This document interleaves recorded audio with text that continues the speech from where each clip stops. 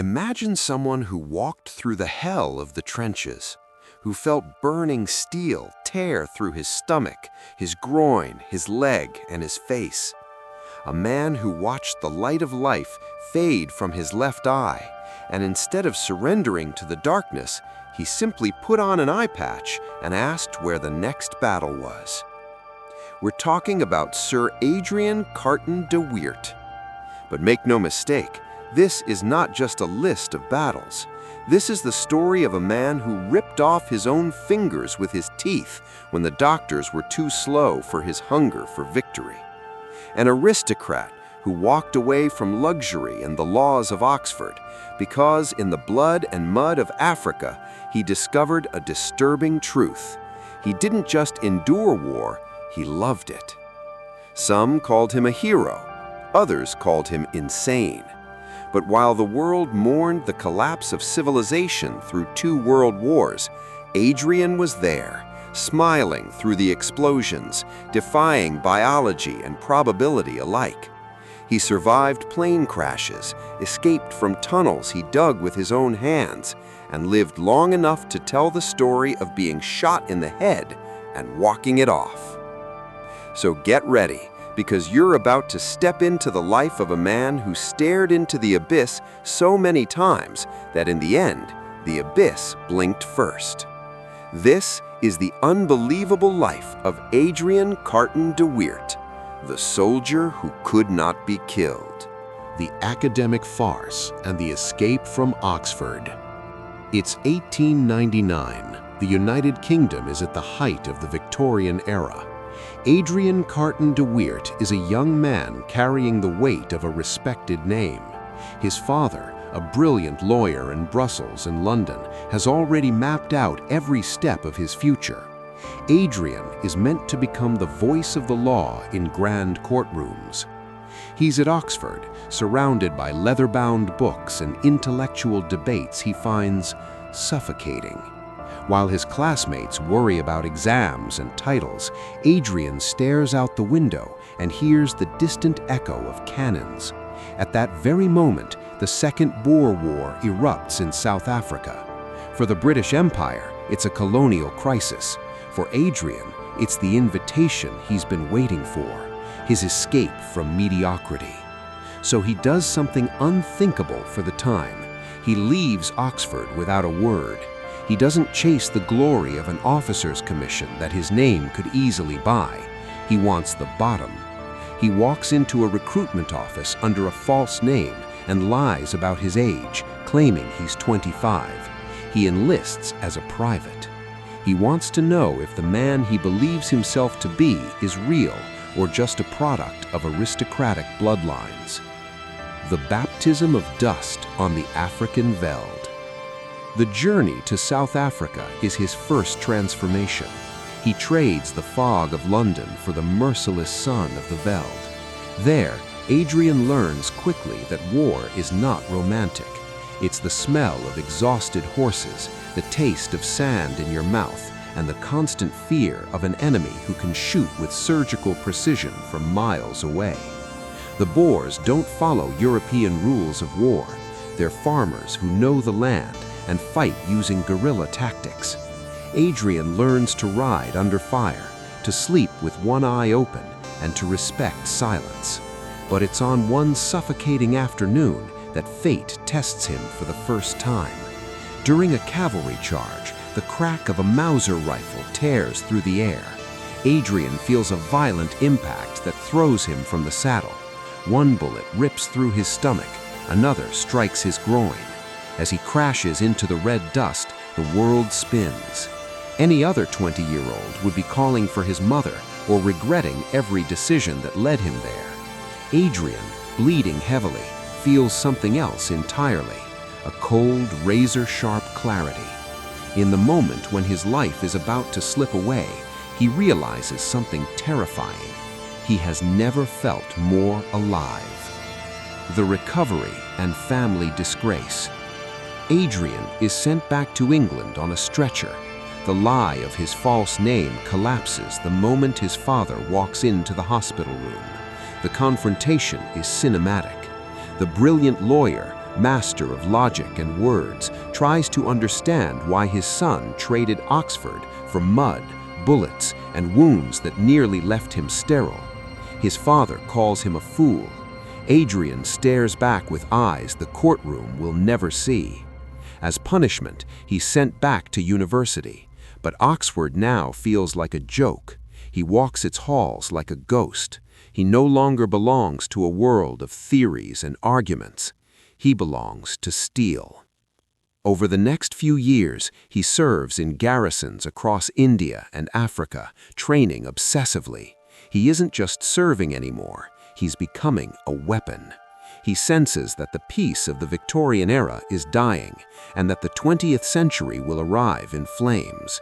And he doesn't want to merely survive that fire. He wants to walk straight through it. August 1914. The world breaks. The First World War is not just another conflict, it is a human meat grinder on an industrial scale. Adrian Carton de Wiart, now a captain, is not sent to France. Instead, he is deployed to Somalia. Some believe he's missing the real war, the so-called main event in Europe. They are wrong. Somalia is hell on earth. There, he is tasked with hunting the forces of Mohammed bin Abdullah Hassan, known to the British as the Mad Mullah. During a desperate assault on a fortified enemy position, Adrian does what he always does. He leads from the front. Tall, unmistakable, impossible to miss. A bullet strikes him directly in the face. The world detonates into white light, then instant darkness. He loses his left eye. Part of his ear is torn away. Evacuated and shipped back, doctors declare his career over. But they don't understand the man behind the eye patch. In a London hospital, Adrian spends months not mourning what he lost, but adapting. He trains his right eye relentlessly, compensating for depth perception until it becomes sharper than most men's too. He refuses a glass prosthetic. He chooses a black eye patch instead. He says it's more practical for fighting. The Psalm and the Incident of the Fingers. 1915. Against medical advice and common sense, Adrian convinces his commanders to send him to France. He arrives at the Somme, the epicenter of slaughter. Here, his reputation becomes almost mythic. Soldiers whisper that he casually climbs over trench parapets while German machine guns tear the air apart. He doesn't crouch, he doesn't run, he simply points, often with his walking stick. During one engagement, a grenade detonates near his left hand. The damage is catastrophic. His fingers hang by shreds of skin and nerve. At a field hospital, an exhausted surgeon, surrounded by the dying, tells him surgery will have to wait until morning. Adrian looks at the ruined hand.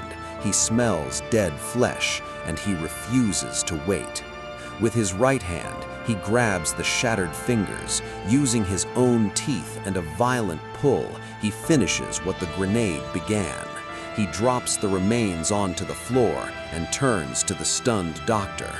"Now bandage it," he says. "I have a unit to command." Days later, he is back at the front, arm in a sling, fury in his eyes. His men are shaken. What stands before them is no longer just an officer. He is proof that pain is not a limit. It is a choice. On November 11th, 1918, silence fell over Europe. For most, it felt like divine relief. For Adrian Carton de Wiart, it sounded like a funeral for his own soul. In his memoirs, he would later write that he hated the fact that the war had ended, a sentence that shocked civilized society, but exposed the raw truth of a man who found meaning only at the very edge of existence. Yet destiny had no intention of condemning Adrian to the bureaucratic peace of London offices. The post-war world was a dangerous, unstable chessboard, and Poland, newly reborn from the ashes of 3 fallen empires, needed a man who understood steel, not paperwork. Adrian was sent to Warsaw as head of the British military mission. On paper, it was a diplomatic assignment. In reality, it became a new front line. Poland in 1919 stood at the center of a geopolitical storm. To the west, a humiliated Germany struggled to hold on to contested territories. To the east, Lenin's Bolsheviks advanced with a promise to set all of Europe on fire through Red Revolution. Adrian did not sit in conference rooms. He mounted a horse and rode alongside Marshal Joseph Pilsudski, the architect of modern Poland. During the Polish-Soviet War, Adrian experienced moments that seemed almost impossible to believe. On one occasion, his train was ambushed by Cossack cavalry, sabers raised and rage unleashed. Without hesitation, Adrian climbed onto the roof of the moving train and, armed with only one functioning arm and a revolver, returned fire against Russian horsemen as the frozen wind of the steppe cut across his face. He was not merely observing history, he was helping to forge it. Between wars, Adrian found sanctuary in Poland. He was granted a vast estate in the Pripyat marshes, an immense stretch of untamed wilderness along the eastern frontier. There, throughout the 1920s and 1930s, he lived like a feudal lord from another age. He hunted ducks obsessively, he slept with a loaded pistol beneath his pillow, and he watched the world with a clarity that many politicians in London lacked. He saw Germany rearming. He saw the Soviet Union growing stronger and more disciplined.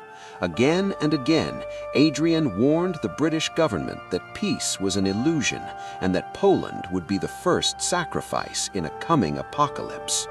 No one listened to the man with the eye patch. He lived the interwar years as a solitary vigil, waiting for the moment the world would ignite once more, knowing that when it did, he would be the first to be summoned from the shadows back into the light of the guns. September 1939. Adrian's prophecy is fulfilled with overwhelming violence. German tanks pour across the Polish border, and Adrian, now nearly 60 years old, watches as his home and his beloved marshlands are swallowed by the Blitzkrieg. He escapes Poland by sheer miracle, crossing the border under bombardment, only to arrive in London and immediately demand a command. The British High Command is baffled. They see an old man, one eye, one arm, a body broken by decades of war. But Winston Churchill sees something else entirely. He sees the indomitable spirit of the Empire. In 1940, Adrian is sent to Norway, leading a desperate force against the Nazi invasion. There, he survives relentless bombing raids, hiding in frozen forests as Luftwaffe aircraft hunt his position. He becomes a ghost the Germans cannot catch. But the true test of his resilience comes a year later, in the suffocating heat of the Mediterranean. In 1941, his aircraft, en route from Cairo on a diplomatic mission, suffers engine failure and plunges into the sea. Adrian survives the violent impact. He helps untie wounded companions from the sinking fuselage and, with only one functional arm, swims for miles through cold, unforgiving currents until he reaches the Libyan coast. There, he is captured by Italian forces and transported to Castello di Vinciliata, a medieval fortress perched atop a hill in Tuscany. The Italians believe that by locking an elderly British general inside stone walls, they have neutralized him. They could not be more wrong. Adrian sees imprisonment not as an ending, but as the final test of his ingenuity. For 2 years, he turns the castle into a laboratory of escape. He attempts to break free 5 times. At 61 years old, he helps dig an 18-meter tunnel through solid rock, using nothing but spoons, scraps of metal, and superhuman patience. When he finally emerges, he spends 8 days walking through the Italian countryside. Picture the scene: a 6'3" British aristocrat wearing an eye patch, missing an arm, covered in war scars, attempting to pass as a mute Italian peasant on fascist-controlled roads. He is recaptured only because his very existence is physically and historically impossible to conceal. Yet even in capture, he achieves a moral victory. The Italians are so impressed by his tenacity that when they decide to seek peace with the Allies, they choose Adrian as the mediator to escort them to Lisbon. He leaves captivity not as a defeated prisoner, but as the man the Italians respected more than their own generals. The final phase of Adrian's active life carried him to the far side of the world, to the jungles and mountains of China. Churchill sent him as his personal representative to Chiang Kai-shek, the Chinese nationalist leader fighting a simultaneous war against Japanese invaders and the communist insurgents of Mao Zedong. In China, Adrian witnessed the birth of a new world order. He survived political intrigue, assassination attempts, and, true to form, yet another plane crash. This time, the impact was brutal, shattering his spine in multiple places. Once again, in a hospital in Rangoon, specialists shook their heads and told him he would spend the rest of his days in a wheelchair. Adrian, with the same defiant gaze he had worn at Oxford and on the Somme, simply ignored the diagnosis. Within months, he was back on his feet, walking with his cane, ready for the next assignment. With the end of the Second World War in 1945, Adrian Carton de Wiart finally accepted what time had been trying to impose upon him. He retired from the army and withdrew to Ireland, choosing the quiet of a country house to write his memoirs. The title of his autobiography, Happy Odyssey, became legendary for its irony and its honesty. To Adrian, the searing pain, amputations, plane crashes, and the loss of comrades were not tragedies.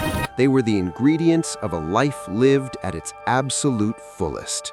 He felt no regret for having loved war. What he felt was gratitude. Gratitude for having been tested by fate and for discovering that his will was unbreakable. He spent his final years fishing and walking through the countryside, a silent giant whose body carried the map of half a century of global conflict. Sir Adrian Carton de Wiart passed away peacefully in 1963 at the age of 83.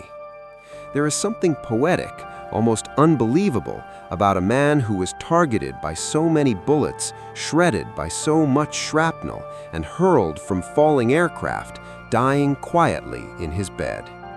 He was not defeated by the enemy. He was claimed by time.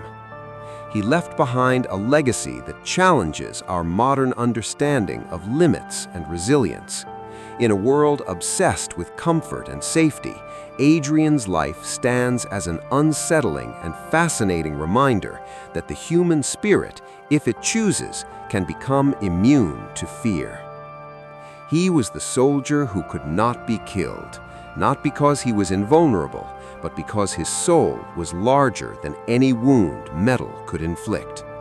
He is gone, but his odyssey remains etched in history as the ultimate testimony of a man who, quite simply, loved the challenge of being alive. If Adrian Carton de Wiart was the man who loved war and defied death across old Europe, a young man was rising across the Atlantic who would redefine the very meaning of an American hero. While Adrian was an elite aristocrat, our next figure was a skinny kid from Texas, born to poor sharecroppers whom many judged too weak for the front lines. But history was about to prove them wrong. We leave the fortresses of Tuscany behind and head into the frozen fields of France, where a young man, rejected by almost every military branch, would become the most decorated soldier in United States history. Get ready to witness the raw fury and resilience of Audie Murphy. He weighed barely 110 pounds and had the face of a boy who didn't even need to shave. To Army recruiters, he looked like a joke. To German generals, he would become a living nightmare. This is the story of the kid who was rejected for being too small to fight, only to end up holding off an entire company of Nazi tanks all by himself. They called him Babyface, but soon the world would know him as the deadliest soldier in American history. Audie Murphy was born in a Texas sharecropper's shack, one of 12 children. His father abandoned them, and his mother passed away when he was just a teen. To feed his siblings, he hunted with an old rifle, learning early on that a missed shot meant an empty stomach. That's where he became a marksman out of sheer necessity. When Pearl Harbor was attacked, Audie rushed to enlist. The Marines laughed at him. The paratroopers said no. Eventually, the Army took him, but only for minor duties. Little did they know that this little kid was about to rewrite the manuals on heroism. In basic training, his superiors tried to transfer him to the mess hall as a cook. They were terrified the kid would collapse under the weight of a 70-pound rucksack. Murphy refused. He didn't just want to serve, he wanted the heart of the storm. In 1943, he hit the beaches of Sicily, Italy. That's where the brutal reality of war truly struck. He watched his best friends get torn apart, and in that moment, something inside Audie Murphy snapped. The youthful spark in his eyes was replaced by a cold, calculating stare. He was no longer a Texas rabbit hunter. He was a predator of men. In Italy, he earned his first sergeant stripes and his first medals, but he was just getting started. He fought with an aggression that spooked his own men. Murphy didn't take cover. He hunted down German machine gun nests as if he had a secret pact with destiny itself. January 1945, France. The cold was so biting that gun oil froze solid. Murphy's unit, the 3rd Infantry Division, was being slaughtered. It was at Holzwehr that the impossible happened. 6 Tiger tanks and hundreds of German infantrymen were closing in on his position. Murphy ordered his men to fall back, but he stayed. He climbed onto a burning M10 tank destroyer, a ticking bomb ready to blow. Behind the .50 caliber machine gun, shrouded in black smoke and flames, he looked like a ghost. He poured lead into waves of German infantry while screaming artillery coordinates into his radio, calling for fire almost directly on top of his own head. "How close are they to you?" the radio operator asked. Murphy shouted back, "Just hang on a minute and I'll let you talk to one of them." By the end of the war, Audie Murphy was the most decorated soldier in U.S. history, sporting the Medal of Honor and 32 other medals, including honors from France and Belgium. He returned home a national hero, his face gracing the cover of Life magazine. Hollywood came knocking, and ironically, the boy who once hunted for survival became a movie star. In the film To Hell and Back, he played himself, reliving his deepest traumas in front of the cameras. But the glory was a facade. Murphy suffered from battle fatigue, what we now call PTSD. He was plagued by terrifying nightmares and slept with a loaded pistol under his pillow. In an era when men were taught to suffer in silence, Murphy had the courage to speak openly about his mental health, becoming an advocate for veterans returning from Korea and Vietnam with those same invisible wounds. Audie Murphy didn't die in battle, despite giving death every chance to take him. He died in 1971 when his plane crashed into a mountain in Virginia during heavy fog. He was 45 years old. He was buried at Arlington National Cemetery with full military honors. His grave, by his own request, is plain and simple, not adorned with gold or special decorations, reflecting the common man he always insisted he was. To this day, veterans and civilians alike visit his final resting place to pay tribute not just to the soldier who couldn't be killed, but to the man who carried the weight of a nation on his lean shoulders.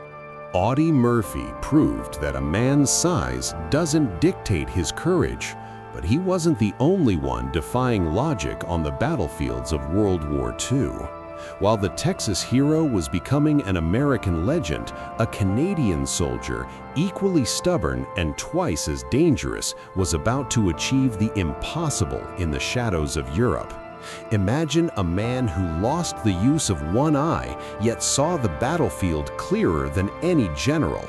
A man who refused medals because he thought the officers giving them were incompetent. If you thought holding off a tank alone was impressive, get ready for the one-eyed ghost who decided to liberate an entire city all by himself.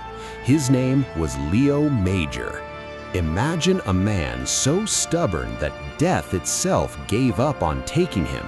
A soldier who was hit by a phosphorus grenade, lost sight in one eye, and when doctors tried to send him home, he replied, "I only need one eye to aim." The Germans called him a ghost because he would appear out of nowhere, sow chaos, and vanish into the shadows. But what he would do in the city of Zwolle wasn't just an act of war, it was a defiance of the laws of probability. This is the story of Leo Major, the man who liberated an entire city all by himself. Leo Major wasn't your average soldier. He was a Canadian scout and sniper with a deep-seated contempt for authority and an almost supernatural knack for infiltration. During the D-Day invasion of Normandy, he single-handedly captured a German armored vehicle filled with secret codes. But days later, disaster struck. A phosphorus grenade exploded in his face. The army wanted to evacuate him.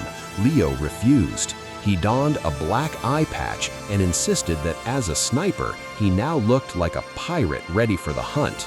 He claimed that with only one eye, he could focus better on what actually mattered, the enemy in front of him.